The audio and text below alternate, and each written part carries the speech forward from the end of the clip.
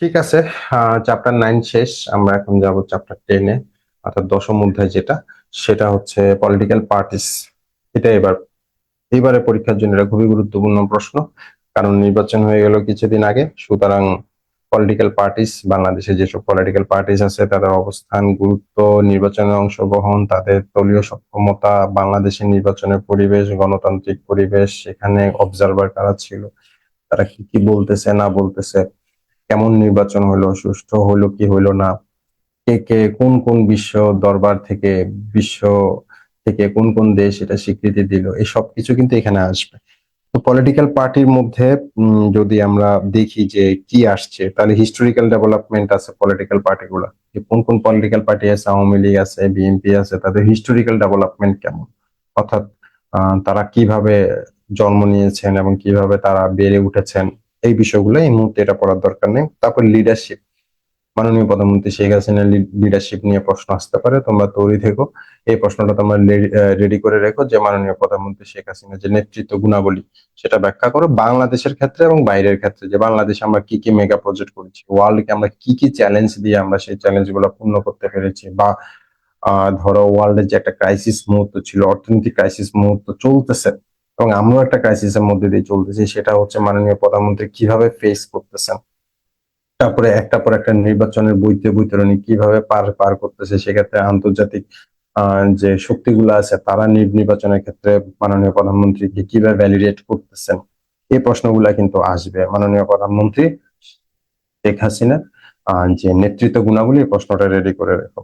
এরপরে দেখো social basis, structure, ideology, functionalism, politics of alliances, inter and intra party relations, economic behaviour, parties in the government and opposition. এখান থেকে শেষে যে দুইটা টপিক, ইলেকটোরাল বিহেভিয়ার মানে হচ্ছে নির্বাচনী ব্যবহার, এরপরে হচ্ছে parties in government and opposition, গভর্নমেন্টে কে আছে, অপোজিশন কে আছে, এই দুইটা টপিক থেকে, অর্থাৎ এই চ্যাপ্টারের এই লাস্ট দুইটা টপিক থেকে একটা প্রশ্ন এবার তোমরা অবশ্যই পাবা 2024 জাতীয় নির্বাচন এবং উপজেলা নির্বাচন থেকে।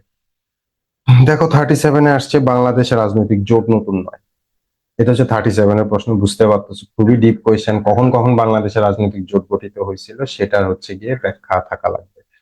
এরপরে দেখো তোমার 35-এ আসছে কোন ধরনের দল ব্যবস্থা রয়েছে, রাজনৈতিক দলের কার্যাবলী কি, 1911 সালের পরবর্তী বিরোধী দলীয় রাজনীতিকে উল্লেখযোগ্য বৈশিষ্ট্য, 1991 সালের পরবর্তী, সরি, 1991 সাল হচ্ছে গিয়ে 1991 সাল পর্যন্ত একটা আর্মি শাসন ছিল, তারপরে স্বৈর শাসন ছিল, এরপরে হচ্ছে গিয়ে গণতান্ত্রিক আর স্বৈর শাসন আসে না।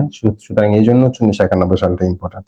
1955 সালে হচ্ছে আওয়ামী লীগ থেকে মুসলিম শব্দ কেন বাদ দেওয়া হয়, কেন আওয়ামী মুসলিম লীগ থেকে সেটা আওয়ামী লীগ করা হয়, এখানে ধর্ম নিরপেক্ষতার কি কি চেতনা এবং কেন সেটা অন্তর্ভুক্ত করা হয়, তখন বাংলাদেশে কত পার্সেন্ট মানুষ কোন ধর্ম অবলম্বী ছিল এবং কাদের জন্য এই মুসলিম শব্দ বাদ দেওয়া হলো, কেন, এই প্রেক্ষাপটটা কি, ধর্মীয় নিরপেক্ষতা চেতনাটাকে কেন তখন উদ্বুদ্ধ করতে হচ্ছিল, এই প্রশ্নগুলো তোমাকে আনসার করতে হবে। 40-তে আসছে দেখো শেখ মুজিবুর রহমান ক্যারিসমেটিক নেতৃত্ব, গণতান্ত্রিক রাজনৈতিক, 41-এ আসছে গণতন্ত্রের রাজনৈতিক দলের ভূমিকা। সুতরাং এবার তোমরা একটা প্রশ্ন পাবো 2024 দ্বাদশ জাতীয় সংসদ নির্বাচন নিয়ে এবং গণতন্ত্র নিয়ে, এবং সেখানে হচ্ছে যে আমাদের যে America, European union, China, Russia, এরা যেভাবে ভ্যালিডেট করলো মানে আমাদের ইলেকশনটাকে, সেটা কিভাবে ভ্যালিডেট করলো, কবে করলো, কারা করলো, কেন করলো, হ্যাঁ, এবং হচ্ছে নির্বাচনে কারা কোন কোন দল অংশগ্রহণ করলো, কোন কোন দল অংশগ্রহণ করলো না, সেই কারণে নির্বাচন অবাধ, সুষ্ঠু, নিরপেক্ষ হলো কি হলো না, আহ সেক্ষেত্রে নির্বাচনের টোটাল চিত্র, কে কত আসন পাইলো, হম, কে কে জামানত হারাইলো, ঠিক আছে, এই বিষয়গুলো নিয়ে তোমরা একটা প্রশ্ন আনসার রেডি করে রাখো। ডেফিনেটলি এবার তোমরা এই প্রশ্নটা পেতে যাচ্ছ। ঠিক আছে, এটা ছিল চ্যাপ্টার 10।